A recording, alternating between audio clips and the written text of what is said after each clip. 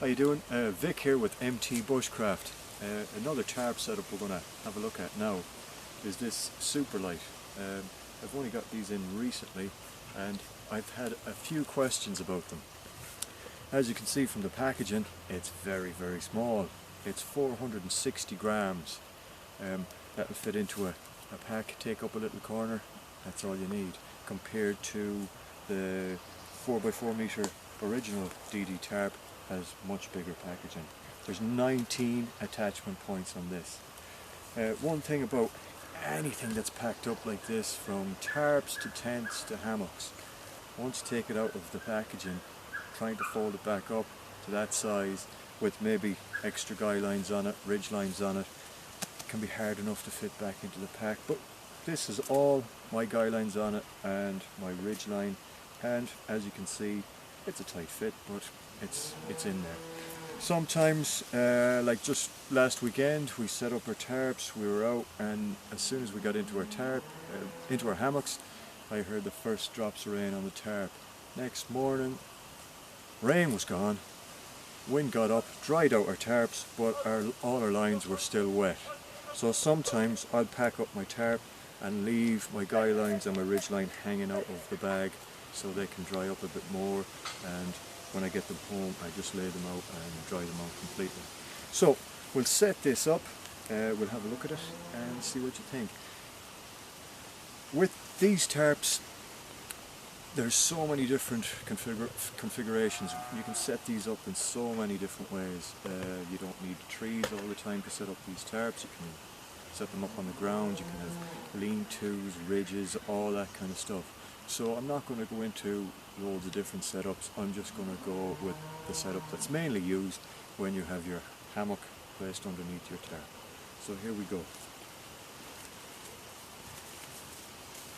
As you can see, I have some of my lines already on here.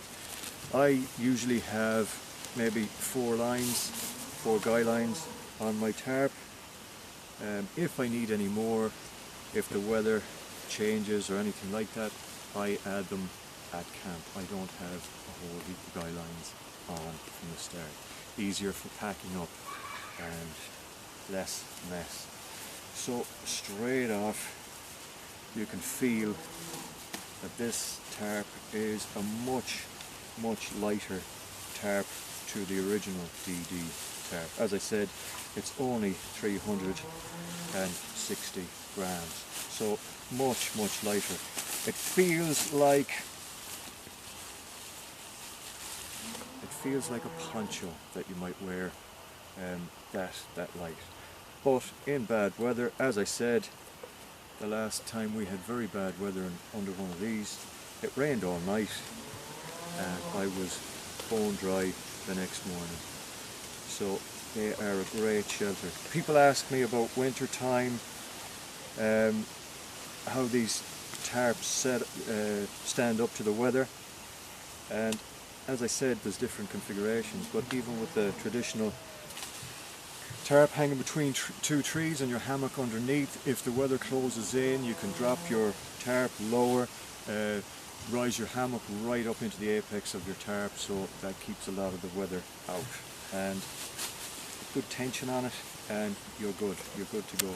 So with a good sleeping bag, a 4-season sleeping bag, you're well insulated. Good sleeping mat underneath you and you're there. So as you can see, I have my ridge line already in this tarp.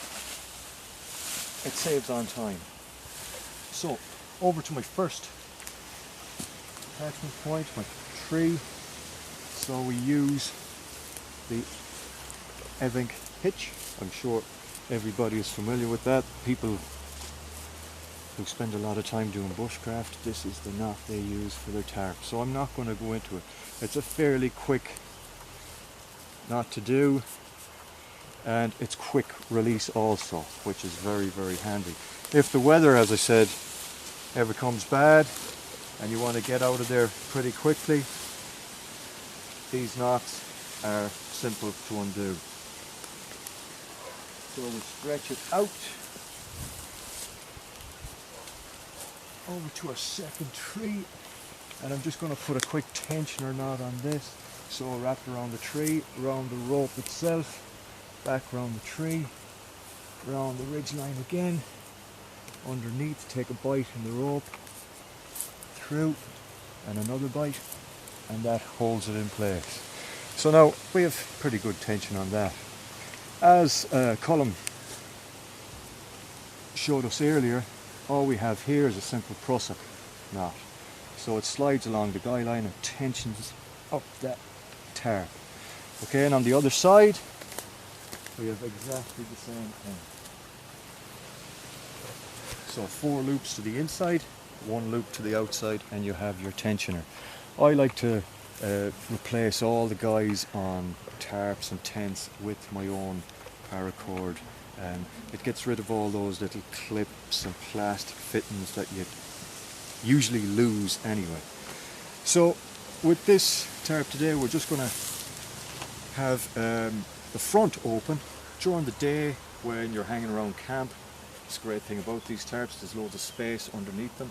So you can open out the front and work underneath them, sit underneath them, have a chat underneath them, or just stand in out of the rain.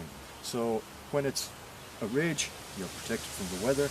During the day you can open it up and it becomes a room outside, which is a great idea when you're spending lots of time in the outdoors. So again, we have our guy.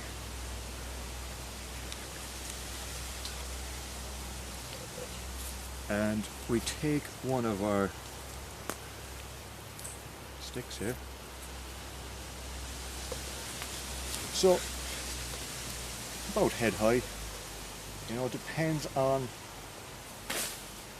the opening you want at the front of your tarp. You can have it completely open, or you can have slight slant on it if it's raining to let the rain run off.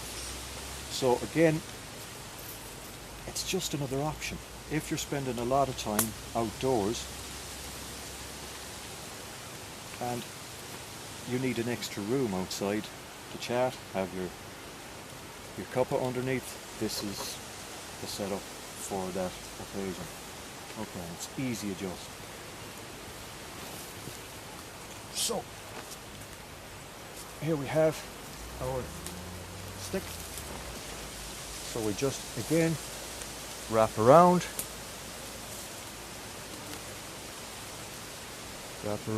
once, and go twice if you like.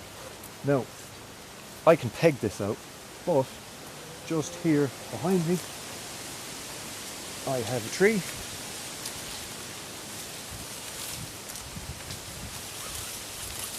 So I just wrap it around the tree. And I come back here, take some of this foliage out of my way. I come back here and I can do my prusik. 1, 2, 3, 4 on the inside, and 1 loop on the outside, and then tension that up. Yeah, and any spare cord, I like to just gather it up and keep it out of the way, so I can squeeze that in there. Just keeps it tidy, no tripping, that kind of stuff. So we move over to the other side, and we do exactly the same thing. So here I usually wrap my guys up in a handy little bundle like this, so you're not tripping over them or they don't get knotted, because it's amazing when you have a piece of line left unattended, nobody touches it, it seems to knot itself. As we all know, anyone that's used to dealing with rope, guy lines or anything like that, you end up with knots where there were none before. Okay, here we go again. We can peg this out, or if you have any kind of an attachment point, for me this is going to do, because this ain't a setup for the night. I'm not relying on these knots or this anchor to hold my tarp through the night. This is just for daytime living under a tarp. So again, I'll do my prusik tensioner. 1, 2, 3, 4, and 1 loop on the outside, and just tension that up. There, that's lovely. I'll gather off the excess again, just to keep it all tidy. And sling it in there. Good. Now, we move to the back of the tarp, and here, when we have the front open, as we do in this setup, you can leave the back of the tarp slanted with a good pitch on it, rain runoff and the whole lot, and it keeps your gear, your hammock and all that kind of stuff dry. Okay. So again, I have my guide already set up, and which is handy for me, another 3. So in a lot of cases it's great to have pegs lying around, and that's another thing about pegs that come with tents or tarps. Usually they're the aluminium, really slim peg. They don't hold that well in dirt, in mud, in soil like this. So if you make a good thick wooden peg, they'll hold no problem. So again, here we have that handy tensioner. 1, 2, 3, 4, and 1 loop to the outside. I love that knot, that's so handy. And again, just gather up your end and squeeze it up there between. That should hold there. Good. Now, last one. I think you might need a peg on this one, and these pegs hold really, really well.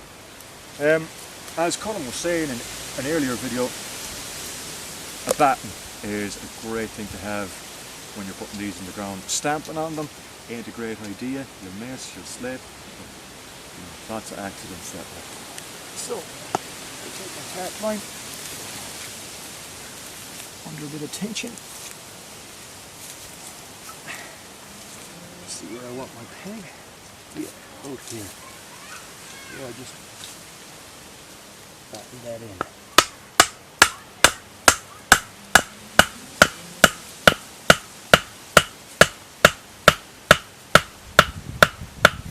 And you can see that peg with the chamfered end, it doesn't split out, it doesn't mushroom, which is exactly what we want. So one more tensioner, prusik. 1, 2, 3, 4, and 1 to the outside. And there we have it. Tension that up. Okay. So if you want to come around the front of the hammock, or the tarp, sorry, you see how much room we have underneath this tarp. We have a huge area. It's an outdoor living space. But you can also see, if we have our hammock set up underneath here, we can leave all our gear in place during the day. We can dry stuff in here and all that kind of thing. Plus we have a living space here to sit out, have a cup, whatever you want to do, a bit of carving, a bit of repair, all that kind of thing. So this is just one configuration with this tarp. As I said, you can have lots and lots and lots of different setups with this.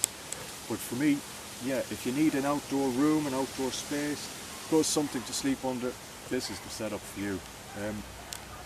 This tarp, as you can see, it's ripstop, very, very light at 460 grams, 19 attachment points, packs up nice and small, takes up very little room in your backpack, and as you can see it's very versatile, loads of different setups. So for me this is a good one. Thanks very much for watching.